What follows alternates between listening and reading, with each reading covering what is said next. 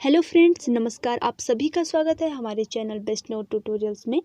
तो आज हम प्राचीन भारत के इतिहास में जो टॉपिक है वो पढ़ने वाले हैं, प्राचीन भारतीय सिक्कों का इतिहास। यानी कि जो प्राचीन काल में भारत में जो सिक्के चलते थे उनके इतिहास के बारे में हम आज चर्चा करेंगे। तो आइए शुरू करते हैं। इसमें पहला पॉइंट है, पुरातात्विक स्रोतों के आधार पर अनुमान लगाया जाता है कि 7वीं शताब्दी ईसा पूर्व के लगभग पश्चिमी एशिया के अंतर्गत यूनानी नगरों में सर्वप्रथम सिक्के प्रचलन में आए थे। यानी कि जो पुरातात्विक स्रोत हैं जो हमने पढ़े थे, तो उनके आधार पर अगर अनुमान लगाया जाता है, देखा जाता है, तो 7वीं शताब्दी ईसा पूर्व के लगभग पश्चिमी एशिया के अंतर्गत जो यूनानी नगर आते हैं, तो वहाँ सर्वप्रथम वहीं के सिक्के प्रचलन में आए थे। वैदिक ग्रंथों में आए निष्क और शतमान का प्रयोग वैदिक काल में सिक्कों के रूप में भी होता था। वैदिक ग्रंथों में आए जो निष्क और शतमान था, उनका प्रयोग वैदिक काल में सिक्कों के रूप में भी होता है। तो निष्क जो है, निष्क वर्ड का मतलब होता है वैदिक काल का एक प्रकार का ये सोने का सिक्का था, या इसको मोहर भी बोला जाता था, जिसका मान भिन्न भिन्न समय पर भिन्न भिन्न होता था। या निष्क एक दूसरे तरीके से इसको ऐसा भी बोला जाता है कि जब प्राचीन जो राजा होते थे वो यज्ञ करवाते थे, तो वो ऋषियों को जो दक्षिणा के रूप में देते थे सोने के बराबर टुकड़े, तो उसको भी निष्क कहा जाता था। तो एक तरीके से आप इसको सोने का सिक्का या मोहर इसका अर्थ मानते हैं। शतमान जो होता है, शतमान बोलते हैं चांदी के सिक्के को। तो शतमान का प्रयोग वैदिक काल में सिक्कों के रूप में होता था, यानी कि ये सोने और चांदी के सिक्के होते थे। आगे आता है, भारत में धातु के सिक्के सर्वप्रथम गौतम बुद्ध के समय में प्रचलन में आए। जो भारत में सर्वप्रथम सिक्के जो प्रचलन में आए वो आए गौतम बुद्ध के समय में, जिसका समय 500 ईस्वी पूर्व के लगभग माना जाता है। अगला पॉइंट है, बुद्ध के समय पाए गए सिक्के आहत सिक्के कहलाए। यानी कि जो बुद्ध के समय जो सिक्के पाए गए उनका नाम दिया गया आहत सिक्के, यानी पंचमार्क भी कहा गया। इन सिक्कों पर पेड़, मछली, सांड, हाथी, अर्धचंद्र आदि की आकृति बनी होती थी। ये सिक्के अधिकांशतः चांदी के तथा कुछ तांबे के बने होते थे। ठप्पा मारकर बनाए जाने के कारण इन सिक्कों को आहत सिक्का कहा गया। यानी कि ठप्पा मारकर बनाए जाते हैं, ये सिक्के बनाए जाते थे उस टाइम पे, तो इसलिए इनका नाम आहत सिक्का पड़ा है। अगला पॉइंट आता है, आहत सिक्कों का सर्वाधिक पुराना जो भंडार पाया गया है वो पूर्वी उत्तर प्रदेश और मगध से प्राप्त हुआ है। यानी कि आहत सिक्के जो कि गौतम बुद्ध के समय प्रचलन में थे, ये सिक्के जो पाए गए हैं, इनका जो भंडार पाया गया है वो पूर्वी उत्तर प्रदेश और मगध में इनका भंडार पाए गए हैं। इन जगहों से ये प्राप्त हुए हैं। अगला पॉइंट है, मौर्य काल में सोने के सिक्के के रूप में निष्क तथा सुवर्ण का, चांदी के सिक्के के रूप में कारसापर्ण या धरण का, तांबे के सिक्के के रूप में मानक तथा काकड़ का प्रयोग होता था। यानी कि मौर्य काल जो था उसमें सोने के सिक्के के रूप में निष्क का प्रयोग होता था। निष्क यानी कि सोने का सिक्का या मोहर, और चांदी के सिक्के के रूप में करसापण या धरण का, और तांबे के सिक्के के रूप में मापक तथा काकड़ का प्रयोग होता था। तो इस तरीके से उस टाइम में जो सिक्के थे उनका प्रयोग इस तरीके से होता था। आगे आता है, भारत में सर्वप्रथम भारतीय यूनानियों ने सोने के सिक्के जारी किए। ये इम्पोर्टेंट पॉइंट है कि भारत में जो सर्वप्रथम सोने के सिक्के जारी किए गए वो यूनानियों के द्वारा किए गए। अगला पॉइंट है, सोने के सिक्के सर्वप्रथम बड़े पैमाने पर कुषाण शासक कड़फिसस द्वितीय द्वारा चलाए गए। जो सोने के सिक्के सबसे पहले और बड़ी मात्रा में जिनको चलाया गया वो कुषाण शासक, जिनका नाम था कड़फिसस द्वितीय, तो इनके द्वारा चलाए गए सोने के सिक्के। आगे आता है, कनिष्क ने अधिक मात्रा में तांबे के सिक्के जारी किए। अब जो कनिष्क थे उन्होंने तांबे के सिक्के अधिक मात्रा में जारी किए। मौर्योत्तर काल में सोने के निष्क, सुवर्ण तथा पल, चांदी का शतमान, तांबे की काकनी सिक्का प्रचलन में आया। यानी कि उस समय जो मौर्योत्तर काल था, इसमें जो सोने के सिक्के थे उसमें निष्क, सुवर्ण तथा पल और चांदी का शतमान और तांबे की काकनी सिक्का प्रचलन में आया। इस तरीके से उस टाइम पे इनका प्रचलन हुआ। तो उसके बाद आगे आता है, चार धातुओं सोना, चांदी, तांबा तथा शीशे के मिश्रण से करशापण सिक्का बनाया जाता है। अब एक वर्ड आया है करशापण। तो करशापण जो होता है ये 4 धातुओं के मेल से बनाया जाता है। 4 धातुओं के मिश्रण से इस सिक्के को बनाया जाता है, उसे बोला जाता है करशापण। तो इसमें सोना, चांदी, तांबा तथा सीसा जो होता है इनका मिश्रण होता है और इस सिक्के को बोला जाता है करशापण सिक्का। गुप्त काल में सर्वाधिक सोने के सिक्के जारी किए गए। गुप्त काल जो था उसमें सर्वाधिक सोने के सिक्के जारी किए गए, परंतु इनकी शुद्धता पूर्वकालीन कुषाणों के सिक्के की तुलना में कम थी। जो कुषाण थे उन्होंने भी सोने के सिक्के जारी किए और गुप्त काल में भी सोने के सिक्के जारी किए गए, लेकिन जो गुप्त काल था उसमें जो सोने के सिक्के थे वो संख्या में अधिक जारी किए गए, परंतु जो कुषाणों के द्वारा किए गए वो अधिक शुद्धतम थे। ये हमने आगे वाले वीडियो में भी पढ़ा था कि जो शुद्ध सोने के सिक्के सबसे अधिक अगर जिसने जारी किए वो कुषाणों के द्वारा किए गए थे, तो ये इम्पोर्टेंट है। आगे आता है गुप्तकालीन स्वर्ण सिक्के दिनार कहे जाते थे। जो गुप्तकालीन स्वर्ण सिक्के थे वो दिनार कहे जाते थे और दैनिक लेन देन में कौड़ियों का प्रयोग किया जाता था। यानी कि जो दैनिक लेन देन होता है, हम दैनिक जीवन में प्रयोग होने वाली वस्तुओं को खरीदते हैं तो उसमें कौड़ियों का प्रयोग किया जाता था। कुषाणकालीन सोने के सिक्के 124 ग्रेन के तथा गुप्तकालीन स्वर्ण के सिक्के 144 ग्रेन के होते थे, तो इनका नाप था। सोने, चांदी, तांबा, प्लेटिन तथा कांसा द्वारा बने सर्वाधिक सिक्के मौर्योत्तर काल में जारी किए गए। जो सोने के, चांदी, तांबा, प्लेटिन तथा कांसे के द्वारा बने जो सबसे अधिक सिक्के जो जारी किए गए वो किए गए मौर्योत्तर काल में। 650 ईस्वी से 1000 ईस्वी के बीच सोने के सिक्के प्रचलन से बाहर हो गए। यानी कि इस समय फिर सोने के सिक्कों का जो प्रचलन था वो बंद हो गया, उतना नहीं रहा। 9वीं सदी में प्रतिहार शासकों के कुछ सिक्के मिलते हैं। 7वीं सदी में 11वीं सदी के मध्य पश्चिमी उत्तर प्रदेश, राजस्थान एवं गुजरात में गधेया सिक्के पाए गए। इन सिक्कों पर अग्नि वेदिका का चित्रण है। ग्रीक शासकों ने ड्रामा तांबे के सिक्कों के तर्ज पर प्रतिहार एवं पाल सिक्कों ने चांदी द्रम सिक्के जारी किए। अब जो ये शासक थे इन्होंने अपने अपने टाइम में फिर अन्य सिक्के जारी किए, क्योंकि सोने के सिक्के का जो था वो प्रचलन उस टाइम से वो बाहर हो गया था। 650 ईस्वी से 1000 ईस्वी के बीच सोने के सिक्के का जो प्रचलन था वो बाहर हो गया था, उतना नहीं रहा था। तो तब उसके बाद वाले शासकों ने इस तरीके से सिक्के जारी किए। पहला आता है हर्यक वंश। हर्यक वंश के जो संस्थापक थे वो थे बिंबिसार और इन्होंने राजगृह पाटलिपुत्र को अपनी राजधानी बनाया। हर्यक वंश की जो स्थापना हुई थी वो हुई थी 544 ईस्वी में। 544 ईस्वी में बिंबिसार के द्वारा हर्यक वंश की स्थापना की गई थी और इन्होंने राजगृह पाटलिपुत्र को अपनी राजधानी बनाया था। दूसरा आता है शिशुनाग वंश। शिशुनाग वंश, इस वंश के जो संस्थापक हैं वो हैं शिशुनाग और इन्होंने पाटलिपुत्र को अपनी राजधानी बनाया था। इस वंश के शासन का जो समय है वो बिंबिसार और अजातशत्रु के बाद का जो समय है वो शिशुनाग वंश का समय आता है।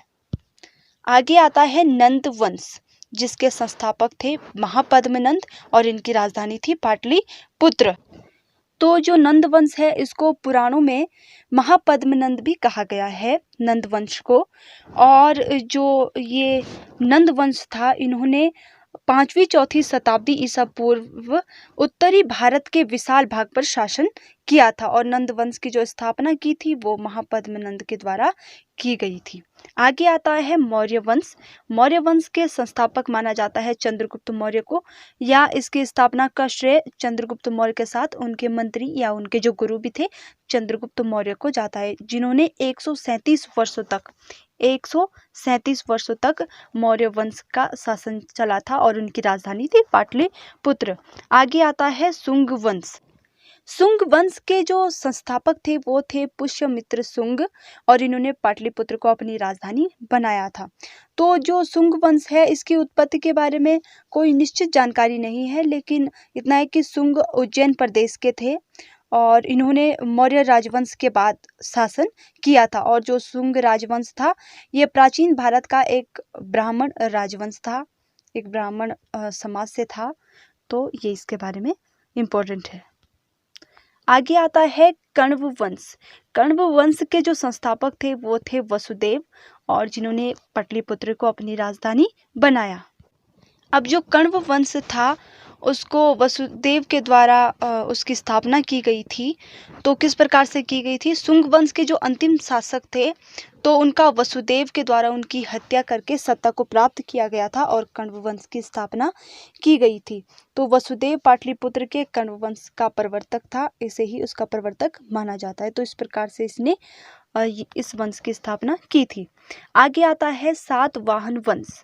सातवाहन वंश की जो स्थापना की थी वो की थी सिमुक ने, सिमुक के द्वारा की गई थी और प्रतिष्ठान में की गई थी।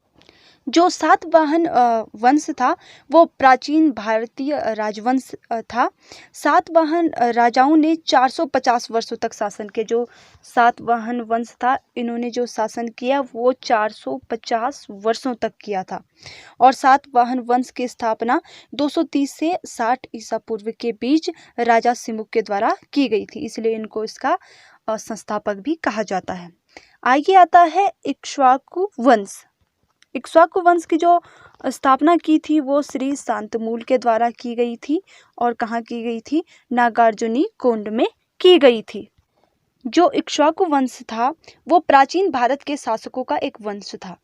इनकी जो उत्पत्ति माना जाता है वो सूर्यवंशियों से हुई थी। सूर्यवंशी जो राजा होते थे ये प्राचीन कौशल देशों के राजा थे और इनकी जो उस टाइम की राजधानी थी वो थी अयोध्या। आगे आता है कुषाण वंश। कुषाण वंश के जो संस्थापक थे वो थे कटफिसस प्रथम, और पेशावर मथुरा में इन्होंने इसको अपनी राजधानी बनाया। कुषाण वंश की जो स्थापना हुई थी वो 15 ईस्वी में हुई थी।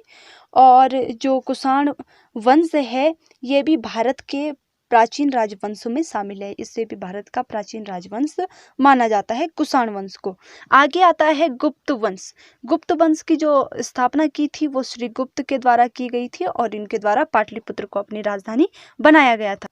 और श्री गुप्त जो इसके संस्थापक थे इनके बाद इनके बेटे घटोत्कच को शासक बनाया गया।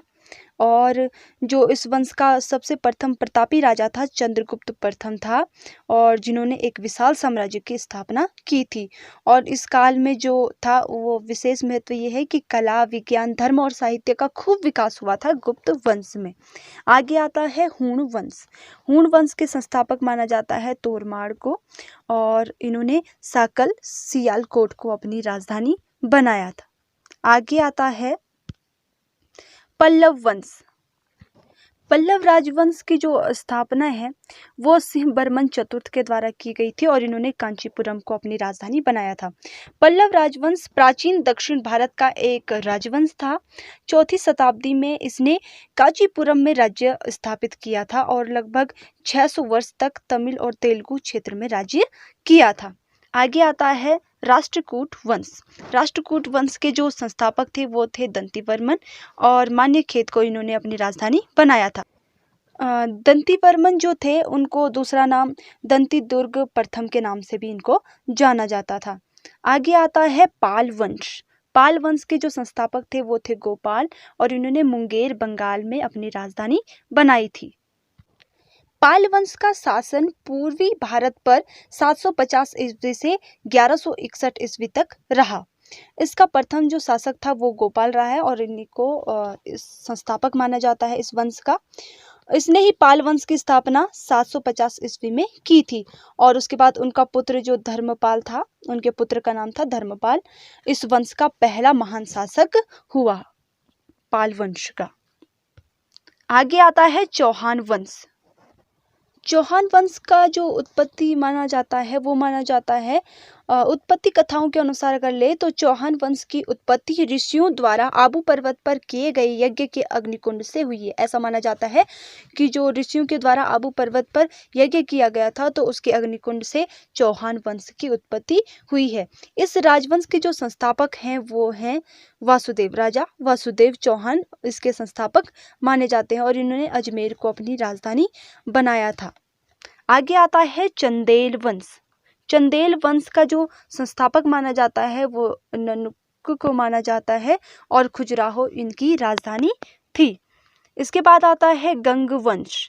गंग वंश के जो संस्थापक थे वो थे वज्रहस्त पंचम, और पुरी उड़ीसा में इन्होंने अपने से जो गंग वंश था ये दक्षिण भारत का एक प्रमुख और विख्यात राजवंश था, प्रसिद्ध राजवंश था, और इसका राज्य 350 ईस्वी से 1000 ईस्वी तक अस्तित्वमान था, यानी कि इस टाइम तक ये चला था।